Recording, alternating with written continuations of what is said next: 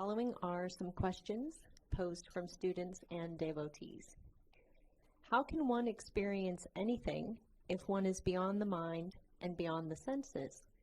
Don't we need our senses to experience anything? The mind and the senses are separate vehicles, and they're all powered by your God nature. We all have the same God nature, God power in us innately. And so the mind is not required for perception. And so there are a couple of ways that we know this even without knowing exactly how it functions, right? For example, you know that you're thinking. And so now the question is, how do you know that you're thinking? Everyone is able to know when a thought is coming. Everyone is able to observe the thought as it's forming. And then as one thought leaves and another comes, we're all able to observe this. And that means there's an observer there beyond the mind. And so this first of our four pillars, the spiritual power that we call Chit, Shakti, is a reference to the energy substratum of everything, this highest power, which is the perceiving nature of the divine, the perceiving nature of God.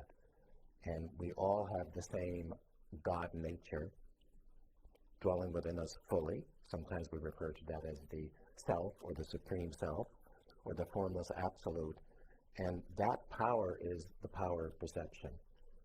In other words, divine consciousness in the form of its energy has the power to perceive everything, anything and everything, both sentient and insentient. So perception, a mind is not required for perception.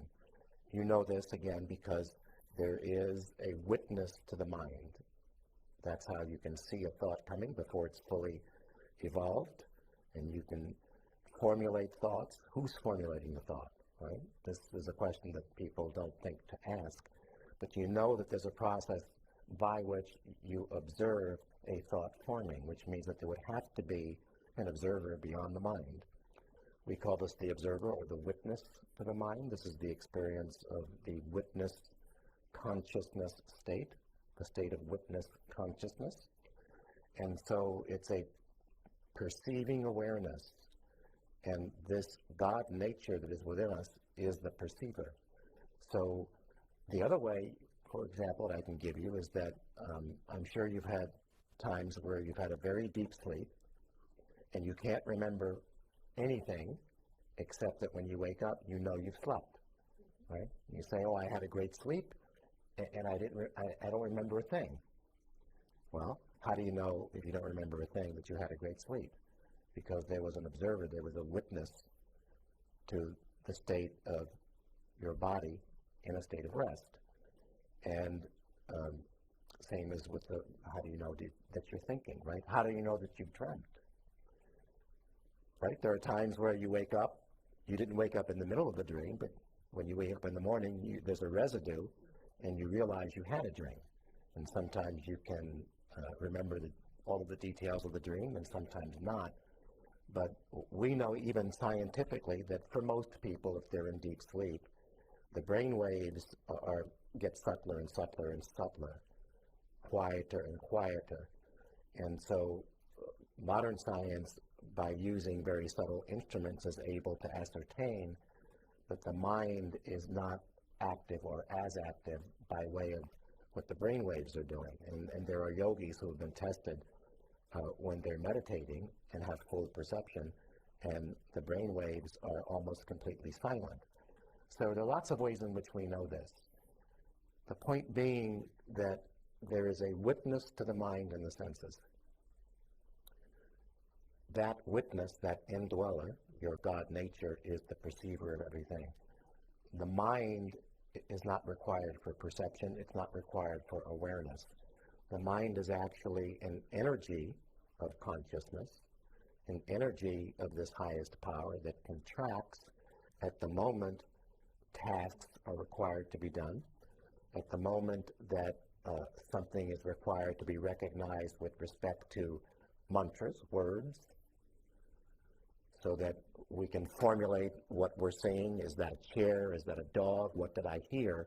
So what actually happens, the science of the mind, particularly when you've been able to master your mind and your senses to the point where you're able to keep your mind quiet, then it's easier to actually observe this.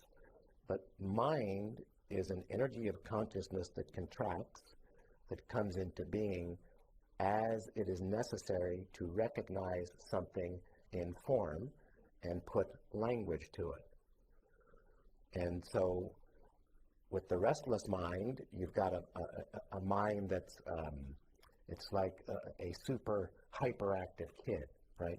You've got a restless mind. It means the mind is always scanning for something to focus on, for some data, for some information to focus on.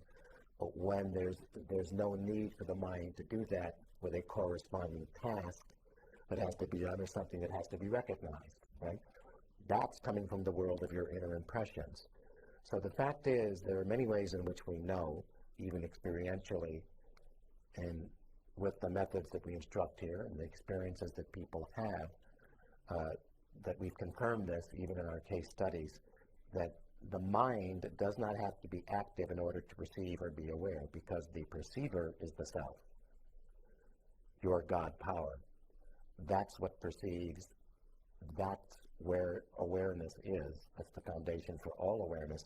And the mind is only necessary, again, when something has to be focused on in a world that is perceived to unfold outside of ourselves, and now the mind has to make sense of things by way of language. And that's the only time that the mind is necessary, but not necessary for awareness. And so you are, in your God power, we all have this same nature within us, the perceiver, and pure perceiving awareness is what is experienced when we go beyond the mind and beyond the senses using the methods that we teach here, that so many students have experiences of. And so the more you go beyond your mind and beyond your senses, the more you begin to experience this indweller, this witness to your mind, and then you begin to have more and more experiences of being aware and having perception without your mind being active. And so many students, devotees here have proved that using our methods, but of course, in my own Sri Gurudev's time, there were hundreds and thousands of people whom he led who had these experiences. So we know, even by way of peer-reviewed science, as one might put it, that perception belongs to the self, not the mind.